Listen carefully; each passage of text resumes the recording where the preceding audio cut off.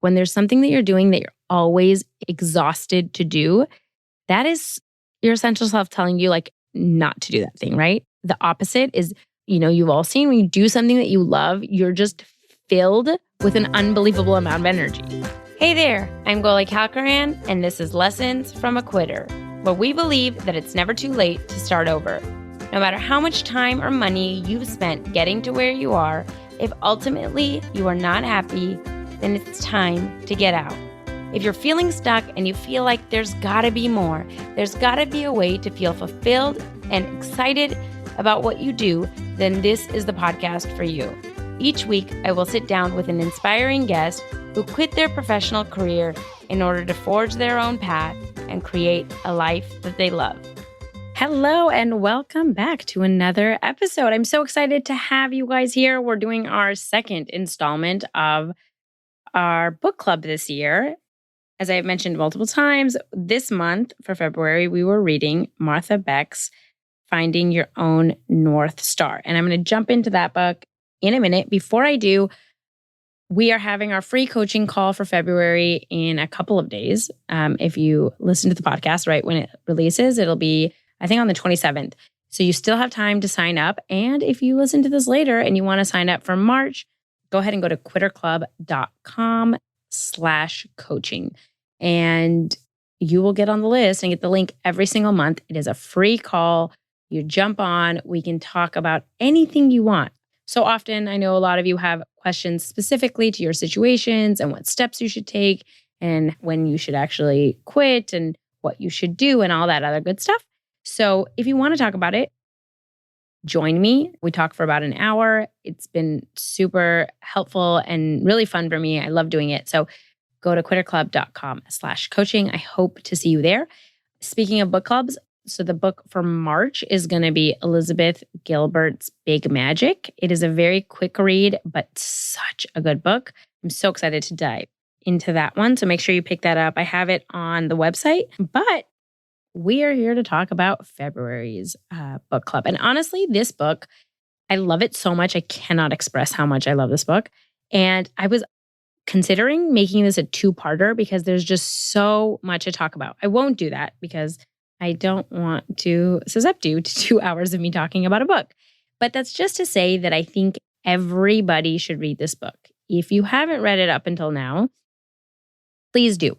I get an email or a DM or a message on LinkedIn or Facebook at least once a week from someone who is unhappy in their career, who found the podcast, which I'm so grateful that you did. But it's some version of, I don't know what to do next. And if I could write a guidebook, it would be this book. This is what Martha Beck wrote this for. And I will say, though, it's not just for people who lack clarity. I read this book for the podcast, and I wanted to do it because I thought it would help people that didn't have clarity. I can't tell you how much these exercises helped me. And we'll talk about why, the purpose behind the entire point of the book. But I think for all of us, it is helpful to read the tips and guide that she has created in this book. And so I will just put another plug that if you want to listen to the episode, great. I hope you get some wonderful takeaways, even if you haven't read the book. But I would highly suggest you go back and read it. So let's talk about it.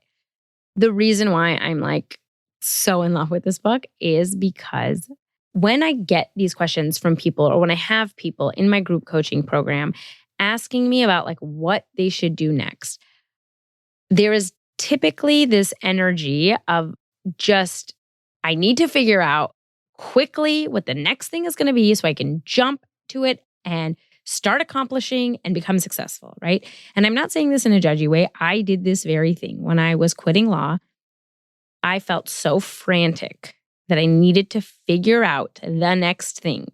And I really did jump without giving myself the time and space to figure out, who am I? What do I like? What do I want my life to look like? What lights me up, right? And I think that I would have prevented some needless suffering if I had given myself that space.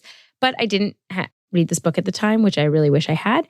And so I just jumped to the next thing. Now, I eventually found my North Star, and reading this book, it really did highlight some of the things that I'm doing right and some of the things that I'm not doing as much as I should be doing. and how to constantly kind of be on this path of following your own North Star. So I'm grateful that I have this now, and I'm grateful that my steps led me to that. But I think that I did it in a very roundabout way. And oftentimes, when we're trying to just worry about the logistics, like getting the next thing, making sure we're successful, we just end up creating the same situation for ourselves somewhere else, right? So, like, you're a lawyer that's unhappy, or you're in whatever current role you are, you're a doctor, teacher, whatnot, and you want to find the next thing. And so you're just so desperate to do that quickly that you're like, okay, I'm going to start this business. And whether the business is successful or not, you end up being unhappy in that. Like, either it fails or you are successful, but it's not the business that you wanted. And so you ended up creating another situation where you are like, well, this isn't what I love either, right? And that creates even more of an existential crisis for you. And so the reason I think this is an important book is because the entire focus of it is to slow down and figure out, like, why are you doing any of this? Like, you've now come to this realization that you don't want what you have so far. So what are you trying to create in this next step, right? What is the life that you want? Like, get very clear on those answers before you try figuring out the next career. And that's not what most of us want to hear, because we want to go quickly. You know, when you're in these types of societies that idolize hustle and progress and achievement, it's like you just want to get to the next thing. And that's just the wrong approach. And it's going to lead you astray again. And I just don't want you to go through all the heartache and trouble and struggle of quitting something, like changing your identity, only to end up in that same place, but in a different field. And so that's why I think it's so important. So let's talk about what the point of the book is. The entire point is that you have, as she calls, two parts to you. You have your essential self and you have your social self. And we'll talk about what each of those are. But she talks about how we get so focused on the social self that it basically just overtakes our essential self and we forget who we are. And so this journey that you're going on is a discovery of what has always been there, right? You are uncovering rather than creating. And I think so often we think that we have to, like, create ourselves into something new. But really, it's just the reverse. It's taking off all of the layers that you have put on yourself, that society has forced on you, or that you've chosen to take on, to really getting back to who you are at your true essence, and then figuring out how to create a life that works for you from your essential self, right? And so she goes through the book, and we'll talk about some of the things that she talks about with this internal navigation system that we all have that guides us towards our North Star. And it's just a matter of, like, understanding the signals and being able to read them and follow them and be brave enough to, like, not get steered away by what everybody else thinks. And so, yeah, that's basically the book. So let's get into it. So the first chapter starts out with, like, the disconnected self. Now, I'm not going to go chapter by chapter, but I think that the first and two chapters provide a lot of the foundation that's very important. So she talks about how, you know, when you're a child, you say no all the time, right? You know what you want very emphatically. Like, someone doesn't have to tell you. You don't see a lot of children that are wishy-washy. It's like yes or no. And we start programming children to say yes, even if they don't want to, right? Because it's not polite, or it'll hurt other people's feelings, or we have to share, or whatever it is. And so from 2 on, or even before then, you know, you start getting programmed to what you should be doing. And that becomes the social self, right? So the social self is the part of you that learns to value the things that were valued by the people around you. This keeps us safe. It keeps us in a tribe. I mean, this is our natural way of being. It's something that babies learn. Like, they learn when their caretaker laughs at their cooing, like, that is going to get them love and affection. So they coo more. Like, it's been studied, right? We do it from when we're newborns on. And as you get older, we value so much what other people in our immediate circle look and see and judge us that we end up doing, like, contorting ourselves and creating this social self so that we are accepted. There is also the essential self, which is the true essence of who you are deep down. It is like your makeup from when you were born. It was formed. It is your characteristic desires, your preferences, your emotional reactions. And one way she talks about it that I like is like to think about like your essential self would have been the same regardless of where or when you were born, right? Doesn't matter who your family is, where country you were born into, what religion, what culture, what time.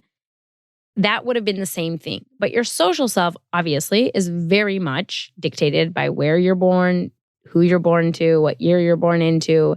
And so it's a good way of thinking about that. Like, this is the true essence of who you are. Now, that's not to say that the social self is a bad thing, right? Like we were just talking about, like it's part of our tribal being. And she, makes a funny point that there are people who tend to stick to their essential self and not really let their social self take over. And she says, like, if you kind of go around just following your essential self and all of your desires and really putting that first, you tend to end up in prison, right? Because like we cannot function in this society without following certain norms and rules. And even with children, it's not necessarily a bad thing that we're socializing them, because children would make terrible decisions for themselves because their desires would not keep them alive. Like they would only eat sugar all the time. And, we do things because we know it is in their best interest. So when these two systems can function together and communicate and they're on the same page, it's wonderful. But that doesn't typically happen, right? Because most of us end up valuing the social self so much more that we let it basically like cannibalize our essential self. It completely takes over.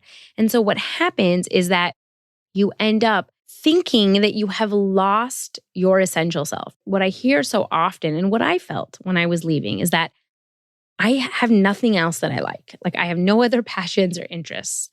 And now looking back, that's laughable because obviously I always had them. They were always there. But for so long, I allowed myself to be guided by what other people thought and what other people wanted for me and what was considered successful or acceptable or powerful or whatever else, that I really had it tuned into like, what is it that I actually want for my life? So I think that when you can reestablish contact with your essential self, like that's how you will get guided toward your North Star, towards what you should be doing, toward the life that you want to live. And you have to be able to tell your social self to like relax, to sit back and let you kind of go inward. And that's the hard part. We're not used to that. Now, in the chapter 1, the thing I love that she gives this like assessment where she asks these statements and you're supposed to answer how often this kind of happens in your life. And you can say often, sometimes, rarely, or never. Okay. And there's a long list you can go through yourself. But the list is statements like, my life feels like a great adventure. I have fun. I laugh out loud. I get so involved in projects, I forget to stop. I feel deeply understood. I do things I loved when I was a kid. I try new things, right? And she's funny at the end of it, she says, if you didn't answer often to every single one of these questions, then you could stand to be closer to your essential self. And sometimes when I'm working with clients, I ask a lot of these types of questions and I know there's a lot of resistance, again, because it's like, I don't want to talk about like if I laugh out loud, or if I have fun. Like I want to figure out what I should be doing. And again, like going back to like why I love this book is because it really just focuses on what is important. And if your life doesn't feel like an adventure, or if you don't have fun, or if you're not laughing out loud, there's a problem, right? Because like you very much should have those things in your life, regardless of what your career is. And we, again, in our Western cultures, get so wrapped up in achievement and succeeding and stability and all, and suppressing the fear that we feel and whatnot, that a lot of us, most of us, I would say, the far majority of people would answer like rarely to a lot of these statements because we don't have time. We've convinced ourselves that we don't have time to live these lives where we prioritize joy or we do things that just are fun because, we have responsibilities and we have kids and we have work and we have a million to-dos. And it's like, what's the point, right? What is the point of that life? And so as we'll go through too, like getting really tuned into this navigational system that you have that leads you to fun and joy and laughter and playfulness, like that will lead you to the thing that you should also be doing, right? The more aligned you get into understanding what brings you happiness in this life, the more you will figure out like what kind of work you should also be doing. Not focusing on, how much money I want to make or what kind of business I should have or what is working online right now, but really like once I get that thing, like will I love it because it brings me like unbridled joy. And so I think it's just a really good way of realizing and reassessing. Like if I don't have these things in my life, why is that? Even with my current job, how can I start creating a life where I am doing things that I enjoy, where I try new things, where I do things that I loved as a child? Like, why am I not doing that stuff anymore? And I know I'm not the only one, right? Like everybody I talk to, I see this. It's like, for me personally, I loved dancing. I've always been a dancer from when I was a child. And then I like stopped dancing for a really long time. And I don't even know why, right? But I look back and it's like, that was the one thing that brought me so much joy. Why would I not do it, right? And when you're in those states and you're doing those things that bring you joy, it's amazing how much clarity all of a sudden you gain in where your life should be. And that's what she talks about a lot is like that essential self speaks in that language so loudly to you. Like in your joy, it will show you like the clarity for which, like for how you should live. It's just that we are taught to ignore that and suppress it so long that like we need to learn how to reconnect. So she goes on to basically talk about how you can figure out this language of your essential self. So she talks about how the essential self doesn't really use like language. It doesn't have that part of the brain. And so it's not like it's an internal dialogue. It comes out in other ways. And so you have to start listening to these clues. Now, some of the things that she talks about, like the ways that your essential self says no, she talks about like an energy crisis, when you're lethargic, when there's something that you're doing that you're always exhausted to do. That is your essential self telling you like not to do that thing, right? The opposite is, you've all seen when you do something that you love, you're just filled with an unbelievable amount of energy. And so the more you can start doing those things, the closer you are to your North Star, right?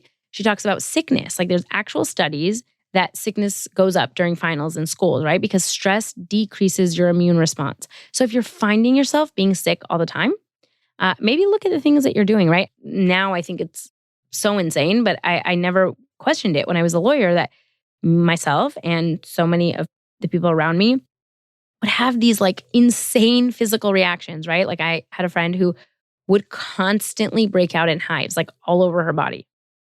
And then she quit law. And surprisingly, she never breaks out in hives anymore, right? And I'm not saying that it is law, but it's the stress that came with it. Or people have panic attacks, or their hair falls out, or they get depressed, or whatever it is. It's like, well, let's take a look at the underlying source of what is causing that instead of trying to put a Band-Aid on it. Like we're just taught to like cope. Like how do you deal with a panic attack? Or what pills can you take so that you can still go to work? No, like let's figure out what is causing that, right? So she goes through a lot of things that you can read about. Like, she talks about like those times where you forget important things, and that's like your essential self basically trying to steer you away from that. Like you have important meetings you forget about, or you say really stupid things to people, and it's just like your essential self trying to guide you. I think you need to read more about that because it's a little hard to explain. And she talks about, getting to yes. There's a lot of like when you feel like you lose track of time when you're doing something. Like we hear this a lot with people that are in the flow. It's like hours go by and you thought it was like 5 minutes, right? There are people that have this like magnetic attraction to something or somebody. And it's like they can't explain it, but it's just like they feel so called to go to this class or to talk to this person. And a lot of the times, like if we actually stopped and listened to that as opposed to like having our brain jump in and think like, oh, that's stupid. Don't talk to them. They're going to think you're annoying. Like if we follow those clues, it's amazing like where it will lead us. So she goes through a couple exercises of what you can do. And I think that really looking at those exercises and thinking about how does my essential self say yes? Like when do I show up and I'm the happiest and I'm the most energized and I'm the healthiest and I feel the most in flow versus like when am I lethargic and depressed and in a bad mood and all this other stuff. So you can read more into that. The part I love about this book so much is Chapter 4, she starts talking about other people's opinions. And we all do this where we we know deep down, like I am now convinced, everybody I talk to says that they don't know what they want. And I know deep down they know. I knew. Like looking back now, I know that I knew what I wanted to do. I just didn't think it was possible. I didn't think I could make it into a career. I didn't know what, and I was worried about what everybody was going to think. And she talks about this everybody, the quote unquote everybody, because we just have this generalized other, right? We think it's everybody, when in reality, it's like 5 or 6 people. And we all do this, right? And it depends on like what our social circles are, what our religion is, what our political party is, what our culture is, how we create this generalized other. But we tend to want to think that it's much more massive than it is. And so one exercise that she has that I think is invaluable, like everybody should do, is when you're starting to feel that doubt of like, what will everybody say? Like, if I quit this, then everyone's going to think I'm not smart enough, or I'm a failure, or everyone's going to laugh at me, or think I'm crazy, or whatever that is, whatever that statement you have in your head, write that down and name 6 people that you actually know that verifiably hold that opinion. Because it's almost impossible to even name 6, right? There's a lot of assumptions. There's a lot of like, we assume that people are thinking things that they aren't actually thinking. I know I felt this when I quit my legal job. I remember thinking that I would be so judged by my coworkers. And I had a lot of stories about, especially being a working mother, a working woman, and kind of quitting at that time when I had a new baby. And was I like leaving, was I kind of selling out, whatever, all these other stories that I had created for myself. And I remember when I went to quit, I had so many people tell me like, congratulate me and tell me they wish they could do it. And I was so taken aback by it because I was convinced that they were going to like be harsh and roll their eyes or be mean or whatever. And obviously I had created that in my mind. And I think that when you start stepping out into the stuff, a lot of the things that you think everybody is going to do just turn out not to be true. But it's really powerful to start writing this down, right? And seeing like, are there 6 actual people? Or do you have to start generalizing and saying people at work or people at my church or, just as like generalized other. And even if you have that, you can write that down. That's fine. But I would say try to list as many specific people, because the important point in this is that our everybody, our quote unquote everybody, is made up partly of loved ones and partly of hated ones. And Martha Beck writes in her book, every single day you hand over control of your life to the very people you most dislike. And it's a very like true and shocking statement. And I think a lot of times we don't realize this. I mean, we realize that we're doing it, but we don't think about it kind of objectively, where there are people that you don't even like really, or maybe you love, it might be a family member, but it's like the meanest and most demanding and narrow-minded person in your family, right? And it's not someone that you would want to mirror their life, or they don't seem happy in their life, or whatever it is, and whatever they're going through, or whatever they were raised with, whatever thoughts they have. You don't agree with that. And yet, you don't do the thing you want to do because you're so scared of what that person is going to say. And again, this is an understandable thing. Like evolutionarily, we are programmed to avoid danger. And mean people are more dangerous than nice people, right? So we do this all the time where we ignore the loving, supportive, like all the people that we know we will have in our corner. And we focus in on that mean boss or, whoever, that uncle that's always has a snide comment, or that friend who's a friend, but not really. And they're going to like talk behind your back or whatever it is. But I think becoming conscious of that actually kind of loses its power. Like you start realizing, why I'm not living the life I want to live because a person who I don't really respect that much, or I don't want to model my life after, doesn't understand, right? Like once that becomes more conscious, you realize kind of how ridiculous it is, and it can help. But she talks about how to kind of get over this fear of everybody is, one, kind of realizing that it's not everybody, but two, starting to look for evidence of the people that are on your side, right? So writing out statements like, I am lovable exactly as I am, or I can be wildly successful at whatever career I choose, or I'm amazingly capable. And then fill out like who you think would hold those statements as true, right? And we all have those people too. And when you look at the difference between those two lists, it's like, who do you like better, right? Why are you listening to the people that are the negative Nancy's in your life, right? Why are you not listening to the people that are supportive, that like, I know I did this. Like my husband was always very supportive of my decision. And yet I was so terrified for so long of quitting, even though he's like one of the most important people in my life. And knowing that I have his support has meant everything to me in this journey. But for so long, like I didn't care. I was like, yeah, well, of course he'll support me. But, there's these other people that are going to say something. And when you look back, you're like, why do I care about those other people when I have somebody so incredible that's fighting for me, that's like there to pick me up when I need it? And so it helps a lot to start having a list of those people and to start spending time with those people. And here's the thing, if you don't have those people, you get a new community. I know that sounds harsh, right? We've talked about this before, and I think this will come up in other books that we're going to read. Actually, in Atomic Habits by James Clear, he talks about how just statistically, if you want to be successful at a goal, you have to surround yourself with a community that values that goal. So if you want to lose weight, you have to surround yourself with people that value health and wellness and exercise and eat, like that's just the way it works, right? If you're around people that are eating fast food all the time, you're likely not going to stick to your goals, right? It's the same thing with this. I think that maybe your church is not supportive of your lifestyle. Maybe your family doesn't understand that you want to quit your career. Okay, you don't have to talk to them about it, right? You can start going to meetups with entrepreneurial people who understand not wanting to work a 9 to 5. Like surround yourself with everybody that supports your ideas. So then you don't feel as crazy or you feel like you have to go against the whole world. Like you feel like you do have a support system.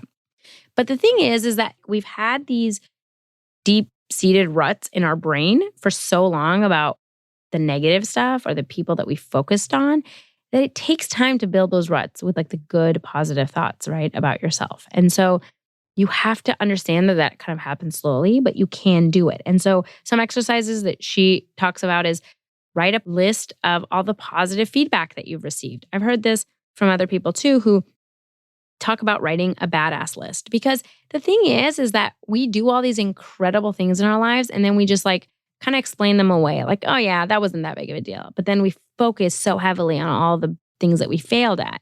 And so a lot of times you just have to give your brain proof of like, look, I am capable. I will figure this out. I am smart enough to do this. Look at all these other things I've done, right? So I think that can be really helpful. And another one that I really love in the exercises that she gives is write an autobiography with you as the hero and not the victim of your own life. So tell the story of your life with you, the hero, as the primary problem solver rather than the helpless victim. And I think a lot of times, like, we don't realize that we look at ourselves as a victim, and yet we're just waiting for someone else to change our situation. Like, we're waiting for a boss that's going to be nice to us and make our work life better, or we're waiting for a spouse or a friend or whoever to come and like fix this situation. And they're not going to. And I think seeing yourself as the one that is the hero that is going to solve these problems is a really big step towards your own personal freedom and power, and understanding that you have everything you need to make the life that you want. So she goes through, and I won't go through this because we'd be here all day, but she goes through a couple of chapters of how to identify this emotional compass, right? So she talks about it in 3 different ways. So it's your body, your emotions, and your intuition, right? So she talks about your body. Again, we were talking about how like your body might break out into hives or panic attacks. Like start listening to that. Like we ignore our body so much. And yet we understand that like our body reacts to our thoughts, right? So for instance, how do lie detectors work, right? When you're lying and you feel guilty or nervous, your heart rate starts beating, your blood pressure rises, right? Your body is responding to you. And so start noticing when you're having stomach aches or headaches all the time, or, like when you feel the most alive, when you feel light, when you feel joyful, like pay attention to what your body is telling you. The emotional part, again, she talks about, which is so true. Like so many of us like don't feel our emotions. We just like have this constant state of pleasantness. Like we're just going to be happy all the time because that's what society wants from us. And so it really takes time going inwards and feeling your feelings and thinking about like, what am I feeling? And why am I feeling like this? what's going to make me happy and what can I do to make myself happy, right? And so I think it requires really getting, again, going inward and listening to a lot of the signals. Now, she goes in really in depth in exercises that you can do. So I would suggest like you reading these because it provides a lot of guidance for how to do this, how to really get in touch with your emotions. But it's a thing to think about, right? If you're always feeling a certain way when you walk into a place, your body is telling you something, right? And the last one that she talks about is intuition. And, this can seem kind of woo-woo and we can talk about it, and a lot of people may roll their eyes, but the reality is we have all felt like a gut feeling. We all know it's there.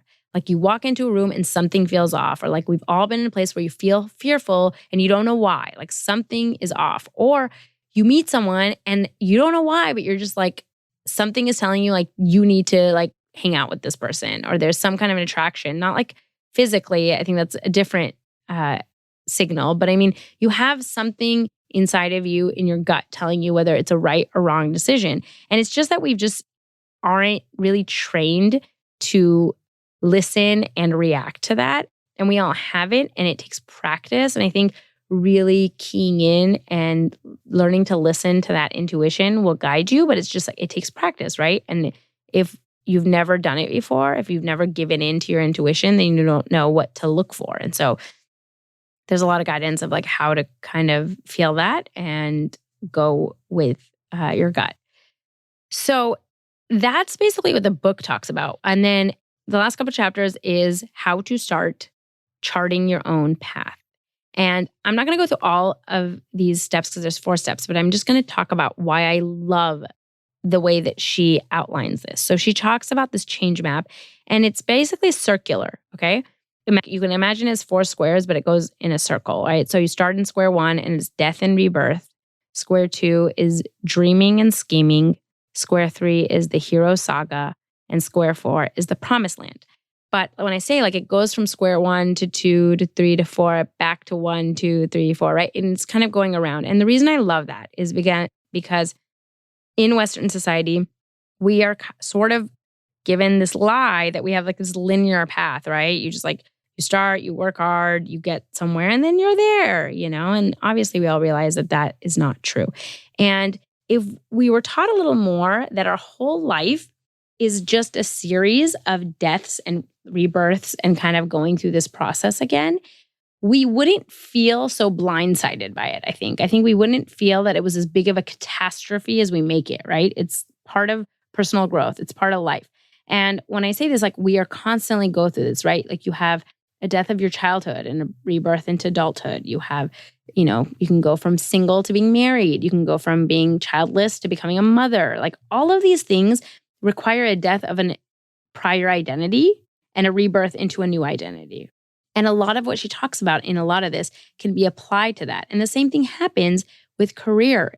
It should be normal, right? You evolve and you sort of realize whether you're off course or not. And you should be able to have this like rebirth into new identity. But because we don't value that, it seems like such a jarring thing to us. And so I just want to go a little more in depth into death and rebirth, because I think the most of the people that find the podcast or that I find are in this initial stage, and can be one of the hardest. And so I think there's a lot of power in realizing that this is normal, and it's normal to feel the way you're feeling, and it's not like something has gone wrong. And so I want to talk a little bit about that, and then we'll wrap up. But she talks about how with the initial death, you can only get through it by actually grieving the death of that old identity, like letting yourself feel that sadness. And I think we don't do that. We are constantly kind of told to be fine and act fine and put on that brave face. And so we walk around acting like we're fine, right? And especially if you're choosing this new change, right? If you want to quit a career, you feel like, I don't have the right to be sad. Like what am I sad for? I'm choosing to quit being a lawyer, right? But that's not how it works, because like that was your old identity. Like that is what you have worked towards. That is who you put yourself out to. That is the way you thought you were for so long, that it's okay to grieve the death of that, because it changes so many things. It changes your social circles. It changes the way the world reacts to you. It changes your income. It changes so much. And it's okay to say like, I'm having a hard time realizing that I will never be that person again. Like I'm changing into a new person, and that's okay. And I'm going to get to this place where I'm much happier. But for now, I'm in a really like hard kind of death space.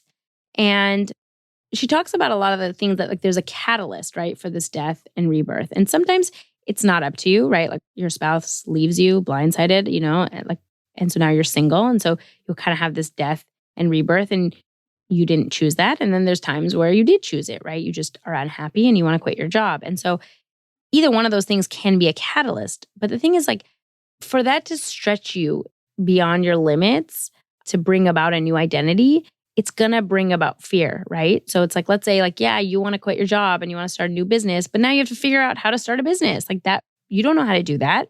So that's obviously going to bring about fear, right? And you have guilt because you're leaving this old life behind. And, what if like all of your coworkers are mad because you're leaving them behind and it changes everything? And, there's all this like disruption in your life, and that can cause a lot of self-doubt, and it causes some shame and some guilt and indecision. And it's a very scary place to be because you have to let go of this old identity, but you don't know what you're going into. And that can feel really jarring. And again, because we're not taught that that's okay, we think like we have to know what that next step is. But I think if you can kind of just understand that this is normal, that everybody goes through this process, and that is just the process that you have to go through. And so like not to make it as big of a deal as we make it, it can help. And one of the things she says is like, again, spend time with the quote unquote everybody that's on your side. Like find the community that's going to support you, and spend time going inward and listening to that internal compass and realizing what it is that you want. And that again can help you understand that like even if you don't know what the whole course looks like, you know that you're on the right direction and you want to be on that path, even if it's hard, right? But then she talks about how through death, you get to this midpoint where she calls a threshold space. And actually in episode 76 with Sean Askinosi, we talked about this too, where you've kind of accepted the death. Like you realize you're leaving this old identity, but you still don't know where you're going. And it's like the middle of nowhere, right? And that can seem like a very frenzied and desperate place. Like this is where I think I see a lot of people where it's very panicky and there's like a rush to get somewhere, but then you never feel like you're getting anything done, right? And you just feel like you're sort of in this indecision. You're in this intense self-doubt. You don't know, if what you're doing is the right thing or not. And she talks about this, like she gives an example that I love from, if you've seen the movie Shawshank Redemption, she talks about how the older inmate who was being released, was trying desperately to commit another, like kill somebody in prison, like not really, but attempt to, so that he could stay in prison because he was so scared of that change, right? Of being let out. And when he is released, he ends up killing himself. And that's how awful it can feel, right? To have change, even if that change is exactly what you want. I know Carl Lowenthal, who was on the podcast, she talks about this kind of change. Like it literally feels like you're dying. Like that fear doesn't go away, and it's a scary place. And so I think that knowing that can kind of take that edge off. Knowing that like, oh, that's normal. Everyone feels this scared. Okay. It's not supposed to feel good. It's the death and like leading to a rebirth. That is an intense place to be in. And so some ways that, though, I think you can cope and so some things that Martha Beck puts in her book that I think are brilliant in helping you cope with is instead of focusing on stage 4, that end goal, that promised land, which so many of us do, like we just want to figure out what that final thing is going to be and how to get there. Like go inward and focus on your internal compass. Like focus on getting one step at a time to the next thing that makes you feel good. Like that's all your job is right now, right?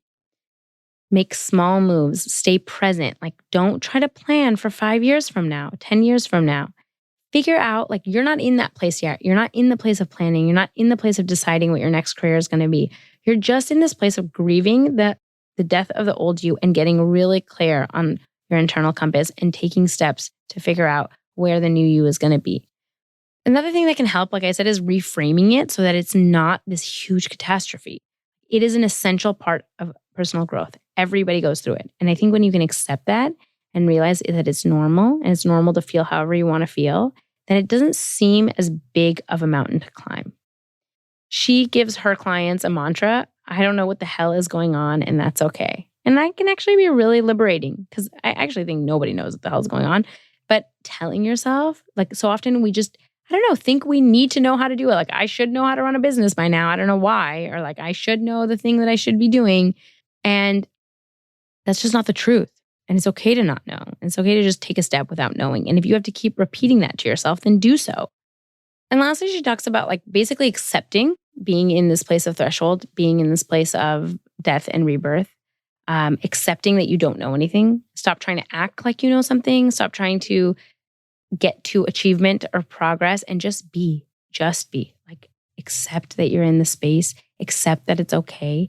And maybe you might have some fun in it, right? Maybe you'll have a better time kind of realizing that what is on the horizon is so much better for you and that you don't need to have it figured out immediately. So I think that chapter really does entail a lot of people I see. And so I think understanding that everyone goes through that is a really important step in helping you feel less crazy and like less frantic. She goes on to talk about the step 2 is dreaming and scheming. That's when you kind of come out of that and you do have these really huge dreams for yourself and you start kind of seeing what that future can hold. It could be a really exciting time. It could be scary for some people because some of us are scared by big dreams because that would require a lot of action and putting ourselves out there. The next stage is the hero saga, which is your journey, right? And that's like more actionable. And you start taking those steps day by day and you start getting to that dream, right? And a lot of people do well in this. A lot of type A people do better in that because once you have that plan, it's easier to work into. And then the last step is obviously the promised land. It's better than you could have ever expected, but it's also not a finite place. Like there will be other changes, right? And understanding that this whole thing is a process. Now, again, for the sake of time, I'm not going to go into each one of those because I've already held you guys too long, but I hope that this episode has helped and I hope that it gives you a glimpse into how good this book is. I think if you are struggling at all with feeling like maybe I'm not making the right decision or I'm crazy for leaving, this book will do wonders for you in just making you understand that we all feel this way and that you are allowed to create a life that feels true to you, that really, and I hate being cliche and kind of Instagramming and be like aligns with, but it's like we all have things that make us tick and getting clear on what that is and getting clear on how to make yourself happy and what kind of a life you want to live as opposed to, money or a certain prestige or title, it's just going to make you happier in the long run. And so it's worth spending the time to get really clear on that. And obviously, I think if you're listening to this, that's what you truly want. So I hope you guys pick up the book and like it. If you have any thoughts on this book, feel free to email me. I would love to hear about it. And I will be back next week for another episode. Thank you so much for listening. I can't tell you how much it means to me. If you liked the podcast, please rate and review us on iTunes. It'll help other people find the show. If you want to connect or reach out, follow along on Instagram and Facebook at Lessons from a Quitter and on Twitter at Quitter Podcast. I would love to hear from you guys. And I'll see you on the next episode.